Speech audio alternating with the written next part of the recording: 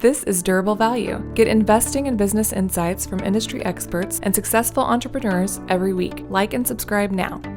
So we're here with Heather Border from Alliance Global Advisors, and it's been a privilege to work with you, Heather.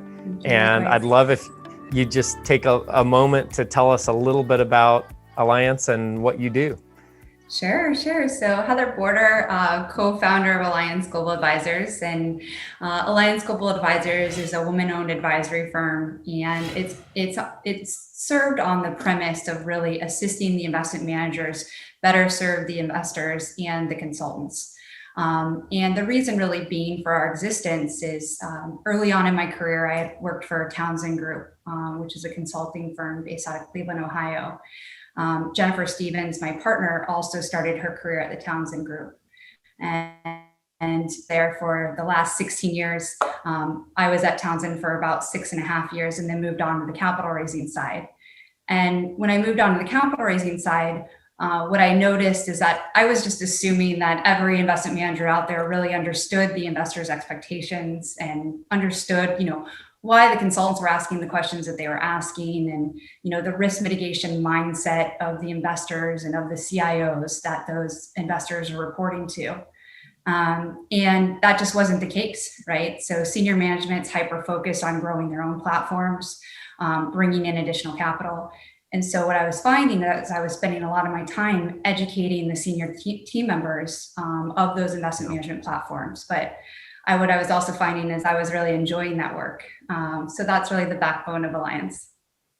So you gave a little bit about your professional journey, but what prompted you? You're technically an entrepreneur as of the last year or so. Congratulations on your 1-year anniversary. Thank you. And what made you take that big step? Because that's a big step. It is a big step. It doesn't seem as big these days. I can tell you on April 1st of 2020, it seemed like one giant leap. So Jen and I had just been working on the platform and tweaking the platform as we continue to do so. But the feedback that we received when we were, testing the model and talking to our peer group is that it was a service that is really necessary and ultimately really appreciated. And we wanted to do the right thing. We want to move the industry forward. We love working with the investment managers. We really appreciate our clients, focused to formulating best practices and moving the needle forward.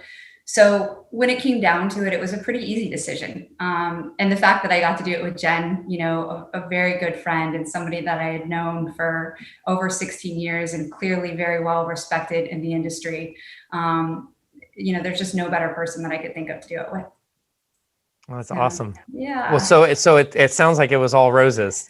Yeah. Well, it was, Where were some of the dark moments here, So, one of the items that Jen and I always joke about is, it's middle of March, or call it the beginning of March of 2020. We had our plan, we had our, marketing rollout, and we were all that year we don't want to remember. That year we don't want to remember. We were completely set for our launch. And so I decided to take a trip to the BVI's, and I was on a boat and thinking, we'll just have a last few days of relaxation before we, go pedal to the metal. And Jen's calling me over and over again. And so I pick up the phone and she said, you really need to come home. I said, I think we'll be fine. And we had engagements lined up. So we had lots of travel, scheduling mid-March all the way through May. We were kind of scheduled back to back, East Coast, West Coast. We were really excited about it. But, obviously things changed overnight and things changed rather quickly. And I remember coming back from my trip and giving her a call, and, I just kept thinking about her tenure at Townsend. And I said, why don't you give Terry a call and maybe you should ask him for your job back. And so she said, I'm not going to do that. We're doing this. And we did. And it has been a really fun year. And this has been the year where I think everybody has taken this inflection. And this has been a really powerful year to look internal. And I think the senior management team members are just so used to being on the go, nonstop, in the office, in a plane, train, automobile, whatever it is. And this is a time where they really had to sit down and look in the mirror and speak to their team and engage with their team like they never have before, and really get some candid, clear feedback and determine the right path forward. And so it's been invigorating to be part of that process with our clients. Well, and we all had, I would say, existential discussions amongst ourselves, like, what am I doing? Why am I here? Where am I spending my priorities? You know, when you're sitting at home a lot, you have time to think. And I think collectively, it feels like we've all maybe learned through that process. And I bet there's no one that's going back to business as usual. I suspect everyone has little tweaks that they've learned through this process, you know, that said, you know what, that's a part of it that I'm going to keep, or that's a part of it that I want to change. I agree. I think, you know, in our industry, it's been interesting. And, you know, being a female in our industry, I'll say that what I've seen is that, you know, 15 years ago, people weren't really talking about their families at home, or their, you know, or their lifestyle, or the quality of life that they wanted to achieve or live for. And especially this past year, where the families were, you know, everybody was at home together, and you would see the kids running in the background, or you would hear the noises of just the household while you're on the conference, the dogs barking, the life that's behind the scenes, right? Yeah. And it just became part of the culture, where so many people say that, you know, culture is important, or culture is embedded, and you can write down anything you want, but on a day-to-day basis, there's many firms where the culture, you know, isn't embedded as much as they'd like to say that it is. So this has been a fun year, because I do think it's allowed people to really, you know, shine their true colors, be themselves, be transparent, you know, if they're having hangups, or, you know, need more time, or just, you know, need some extra help here and there, because of some family requirements. I think that will absolutely be one of the things that stays, is just that flexibility, and allow you to have all the things that you've ever wanted. Well, and the travel, what's interesting is we've recognized that face-to-face, there's nothing that can replace face-to-face, certainly. But we've also started to recognize when there are certain levels of a relationship goes through a process, right? Absolutely. You get to know each other, you develop that rapport, and it requires that face-to-face interaction at certain points. But also we've recognized that it's a lot more efficient to spend a little time on the computer first, make sure we have a connection, and that there's a right fit, rather than hop on a plane and meet face to face and then find out that there's really not a good fit. So I feel like maybe things will operate a little bit more efficiently than they did with the level of travel that we needed before. I think so. I don't think you're going to be flying to, you know, Dallas or New York for one meeting any longer, or for 3 hours of meetings. I think that model changes drastically. The face-to-face interaction, you know, of course, there's nothing like it, to be able to measure the energy in the room, or especially if you're reporting. We've had several reports to board members these days, and to not be able to, you know, look around the room and kind of figure out where everybody stands from a facial expression, and body language has been difficult. But I think as an industry, we've really overcome it. And I think in general, it's only going to make our industry more productive. And we're seeing that already on the due diligence front. The investors are getting more comfortable getting to know their managers and new managers. They're focusing more on the data rooms. They're focusing more on the operational efficiencies of the platform. Mm-hmm. And previously, the first or second meetings were always in person. And I think that model switched a little bit. And you're going to see that more of the face-to-face interaction and in-person interaction on the back end of the relationship. Yeah. Yeah. Once you already know that there's a strong connection or fit. Exactly. You know, when so we started our business in 2008. You started in 2020, so we both have that common bond. And I was just thinking about this a little bit. when we started, we were a third-party brokerage and property management company initially. And so we were providing a service to our clients. And what was interesting about that is it did give us a little bit of a different perspective than being in the trenches, figuring out how to navigate this craziness. And if anything, it allowed us to kind of pick the best, understand that, oh, that worked, that didn't work. Oh, I'll remember that lesson as I, get in the trenches as we are now.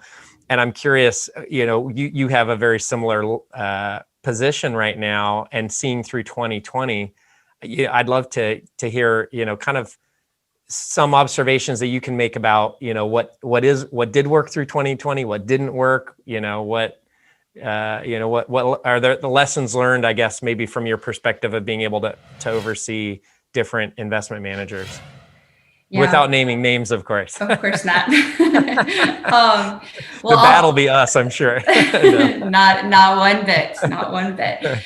So I'll say I'll back up for a minute because I started my capital markets career back in 2007. So I was, very humbled by the GFC in the sense that my clients at that time were the large state and city pension funds. And so to have that appreciation so early in my career, I'm forever grateful. I sat at the other side of the table and I reported those numbers. And I saw the faces and the looks that were coming from the board members as they sat there and thought about, their pension fund benefits and whether or not that they're going to be as fruitful as they have been in the past. And clearly the answer was no. Yeah. I also worked with several investment managers during that time that were really hands-on and trying to do the right thing at that point in time and providing extremely transparent feedback so that as consultants, we could do our job and recommend to our clients whether they need to cut ties or whether they need to, hold tight or at sometimes, invest more into the fund so they could get their situations out of that, so the managers could get out of those situations. And sometimes that did require some extra capital. And those decisions were very hard to make. And those recommendations, we took those very seriously, obviously. And coming out of that, it was when I went on the capital raising side, there was so much look back to those days in the sense of who were the managers that were right there with you and holding your hand and holding their clients' hands, and who are the managers, that turned their head away, or, some would just not even pick up the phone when you called. And so I would say for 2020 and 2021, it was inspiring to see the change of pace of communication. So right off the bat, in April and May of 2020, we started seeing messages to the investors, and they were very transparent messaging as in, we don't know what's going to happen, but we're here. And this is the rent roll. And this is our monthly collection. This is our weekly collection. And the investment managers communicated like they never have before. And they took it upon themselves to use the, lessons learned during the GFC to really flip the switch. So I would say that's one that just, to me, it shined as far as improvement goes for our industry. Yeah. The other piece is, kind of what's changed in the last year. We've talked about this, work from home and how, how that's going to change and continue to change. And then we've talked about, the underwriting process that the investors are taking now, more so in the virtual way. And I believe that that's going to be very efficient. I think most of it's going to stay virtual until that, last or final meeting where you're meeting in person. Yeah. But then, I would say the managers that have previously invested in prop tech, any type of technology innovation that has already been introduced to the platform, and it's been a very proactive approach versus a reactive approach, those are the managers that are going to shine. ESG, DE&I is a huge topic these days. So for any listeners that maybe don't know those, it's environmental social governance is ESG, and DE&I, diversity, equity, inclusion. So, those topics are hot topics these days. And it's the same tone of the investment managers have really embedded that from day one. They're going to outshine, and rather than the investment managers, that are going to try to, bolt this on as an add-in or a very reactive in nature. And you'll be able to tell the difference. The investors will clearly know the difference right out of the gate. Yeah, and it's interesting because on the environmental aspect, who would have thought that there's a whole nother layer to environmental that we didn't, I mean, I don't think anyone was thinking about sanitization strategies when 2020 started. And that aspect of thinking about real estate, the business that we're in, it's changed things dramatically. We have one property where we were originally going to do an indoor gym. It's a multifamily property. And then we thought about it, and this property actually backs up to a man-made lake. It's got some nice shoreline, and instead we did outdoor workout equipment because, you try and recognize that just as we're looking at our work environment or our life environment, our residents or our tenants are doing the same thing. Absolutely. So it is interesting. Things you would have not expected in 2019. ESG was COVID was a true test case to ESG and the efforts there. So, of course, you had to be a little reactive in that nature. There's not much we could have foreseen, but yes, very much a test case. So what do you think are some of the permanent shifts that we're seeing? And I mean, you could kind of take this a couple different directions, either in the investment manager community or in the real assets that we're talking about. What do you see as some permanent shifts post-COVID? Yeah, I think the technology is not going away. So any manager that has spent substantial capital in the tech space will ultimately be rewarded. Yeah. Also, I think the boots on the ground nature of the platform and the investment managers that have a track record and that are ingrained in the day-to-day local communities and that have their relationships and that strategy has played out and has been successful over multiple property cycles. Those managers will continue to shine, and that, the question was what's not going to go away. And I think the answer is really there's always going to be interest in those types of managers.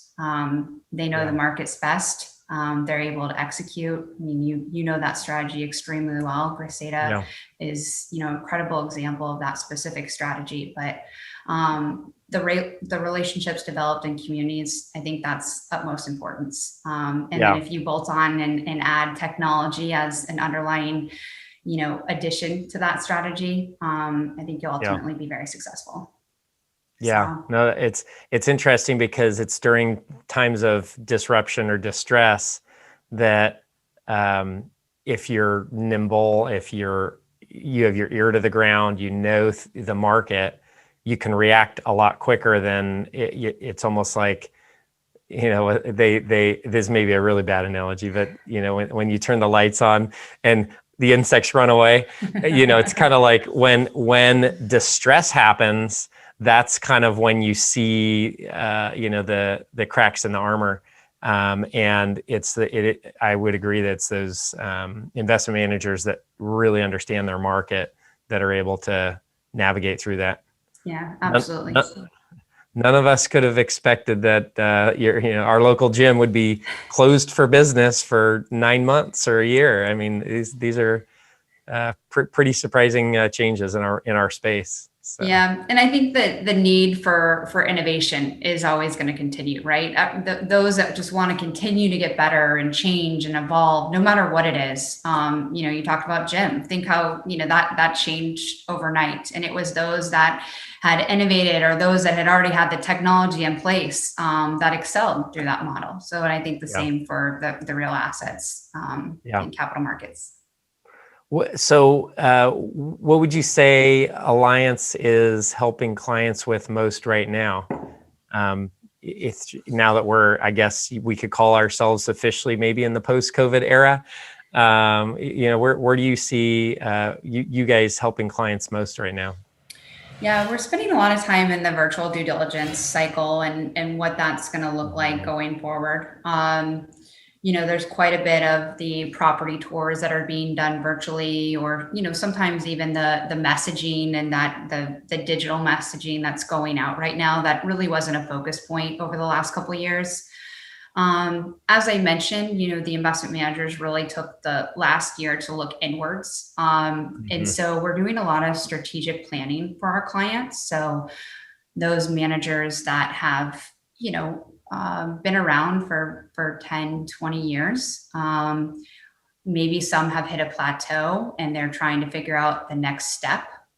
Maybe some of those that just need an extra push out in the market as far as, tweaking their investment strategy, tweaking their messaging. We've spent a lot of time engaging with the LPs over the last year and really trying to figure out, what services and where can the investment managers do better when it comes to the investors. A lot of that conversation is around ESG and DEI and finding opportunities and dislocation in the marketplace today. So I would say just keeping, one step ahead of those investors' requests and providing that feedback back to our clients. But a lot of it is that strategic planning and reporting back as, what the investors are looking for. At time, we'll actually survey the investment manager's current clients or some of those prospects that didn't quite get to the finish line. And as an independent third party, we're able to go in and just have those very transparent conversations with the investors and provide that third party feedback. So it's been really enjoyable. And during the pandemic, everyone kind of turned inward, like you mentioned. And a lot of that also meant that they kind of turned off their outward communication, they to the extent that they had to, or they're communicating to their existing investors, these are the problems we're seeing, this is how we're navigating, that sort of thing. But I suspect that for many managers, 2020 was not the year that you were thinking, how do I foster new relationships? No, it wasn't. It was much internal. And then also, clearly trying to find if there were some opportunities that were going to come out of this and investment opportunities, and the managers that have done so. And then, clearly focused on their current portfolio and made sure that there were no additional problems arising there. That was clearly a strong focus of 2020. Yeah. And we see probably in your area as well, you go to restaurants now and they're almost bustling or bursting at their seams because people are wanting to get back to some semblance of normal. I wonder in the investment industry, obviously conferences, that'd be something to, maybe prognosticate about a little bit. Yeah. But I suspect that there is this pent up desire to reconnect, both on a social level, certainly, but then on a transactional level as well. And maybe I wonder if 2021 will be almost a reaction to the dearth of activity in 2020. I think 2022 will, absolutely, for sure. Yeah. So I won't name any names, but I was speaking to an investor the other day, and he said, Heather, I wouldn't tell anybody this except for you, but the one thing that I missed the most, that I always, least enjoyed, is the conferences. He said, I cannot wait to get back in front of everybody. And he said, I know the minute that I get back and I get all the emails asking for meetings, I'll feel very differently. And he said, but I miss our industry as a community all being together. And I feel the same way, I think it's just to be able to walk down the halls and just, see one another and be reminded of each other and just have, short, fruitful conversations. I think we're all excited to get back to that lifestyle in some capacity. So, and what's interesting is the investment opportunities or the need to find investments didn't go away during 2020. Everyone still had to make returns and figure out the best way to allocate capital, but it necessarily hit a pause. So it'll be interesting to see. And I agree, as we get into 2022, that's really when we'll start to see, hopefully, kind of a full volume industry again.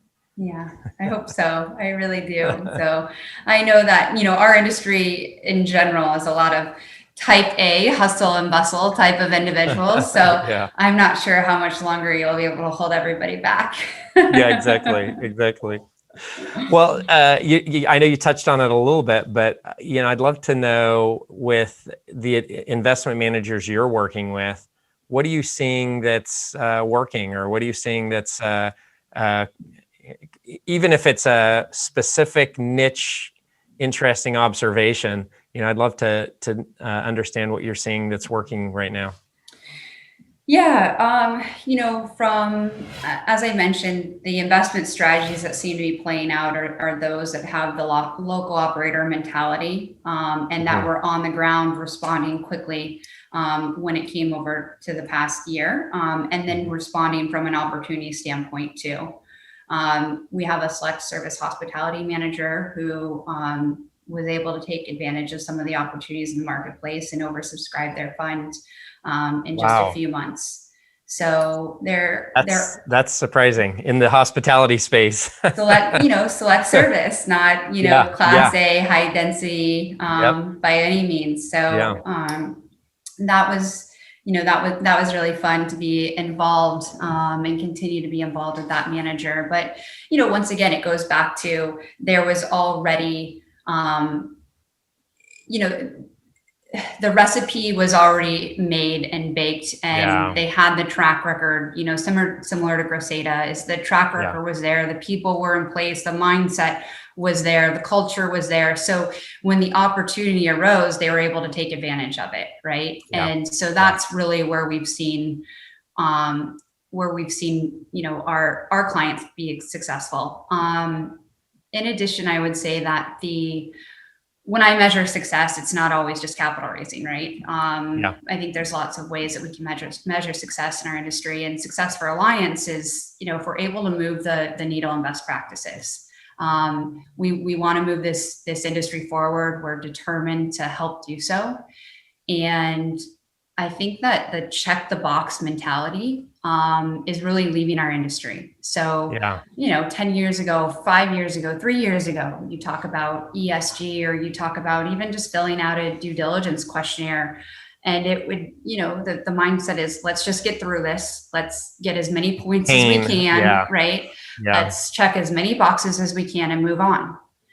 And I think, not only when it comes to ESG or DEI, whatever the questions are that are coming through on these due diligence questionnaires or coming out during meetings, is that we're finding that the investment managers, or at least the ones that we're working with, are asking, okay, why are they asking the question?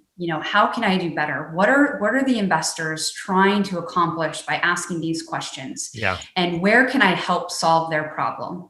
And, that just the investment managers are really resonating with that risk mitigation mindset that's typically ultimately driven from the CIO of the investors.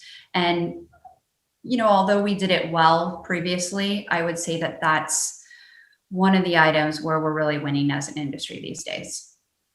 Yeah. And you mentioned that on the capital raising being the only measure, and or historically it being the only measure. It's interesting, as we're raising with our fund, more and more we're focused on the right capital versus any capital.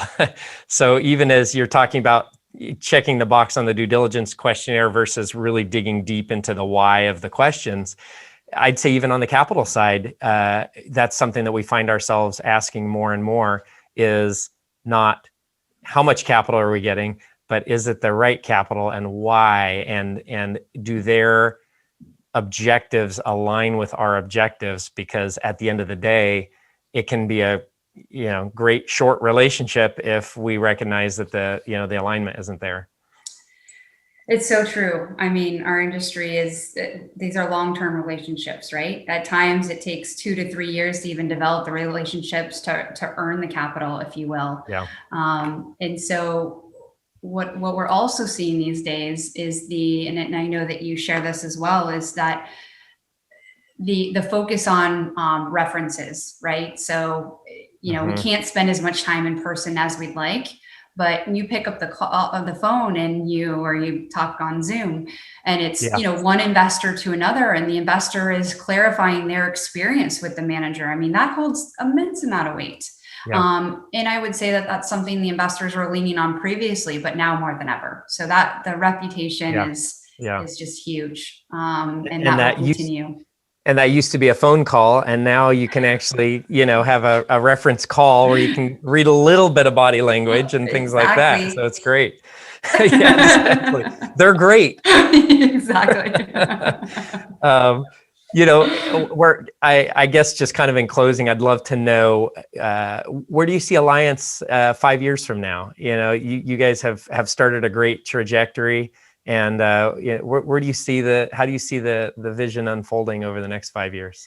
Yeah, well, just as you mentioned, you know, we're spending a lot of time selecting the right partners. We will continue to grow this platform, and we're really excited to do so. But it's going to be, you know, based with focus and intention. And when it comes to intention, it's finding those partners that, once again, as I mentioned earlier, want to move the needle. It's no fun to make recommendations or be a part of it if nobody's getting excited about it, right? We love working. There's not energy there. Exactly. That's not why we're here. Yeah. So we'll continue to intentionally build our team. We're going to continue to intentionally bring on the right partnerships. But at the end of the day, we hope to continue to bring success to the industry. And, you know, hopefully that is, you know, capital raising in some format. But for us, the motivation is really to move forward best practices, and for, you know, when conferences to resume, and, you know, 5 years down the pipeline and 10 years down the pipeline, when we're walking down the halls of these, you know, PRIA, IREI, you name it, that our clients are looking back and saying, look, you know, this team did an exceptional and a phenomenal job for us. And that's really what this is all about for us. Well, I really appreciate you taking the time today. Yeah, it's been this really was fun. insightful. And hopefully we can do it again. Absolutely. Well, thank you, Ryan. I hope you have a wonderful afternoon. You too. Thank you for listening to Durable Value, an investors podcast, where we demystify commercial real estate with safe, sound investment strategies to help you balance your portfolio. If you enjoyed this podcast, be sure to rate it on iTunes or wherever you get your podcasts. To learn more, visit cresatapartners.com, where you'll find more information, investors' tools, case studies, and more. This podcast is hosted by Joe Muratori and Ryan Suela. It's produced, edited, and mixed by Melodic, with intro music by Ian Post. Thanks again for listening, and we'll see you next time.